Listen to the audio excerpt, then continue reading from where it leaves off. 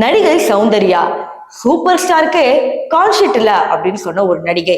ஏன்னா இவங்க இருந்த அந்த காலகட்டத்துல சின்ன சாவித்திரி அப்படின்னு பேர் எடுத்ததை தாண்டி இவங்களுக்குன்னு ஒரு மவுஸ் இருந்துட்டே தான் இருந்துச்சு. இப்ப வரைக்கும் சௌந்தர்யா மாதிரி ஒரு நடிகை கிடைக்காதா அப்படிங்கிற மாதிரி தேடுற டைரக்டர்ஸ் எத்தனையோ, கன்னடத்திலையும் தமிழ்லயும் ஹிந்திலையும் மலையாளத்திலையும் தெலுங்குலையும் எல்லாத்துலயும் ஒரு ரவுண்ட் அடிச்சுட்டு வந்துட்டாங்க. ஸோ இவங்க ஒரு சூப்பரான ஹீரோயின், ஒரு பேன் இண்டியா ஹீரோயின்.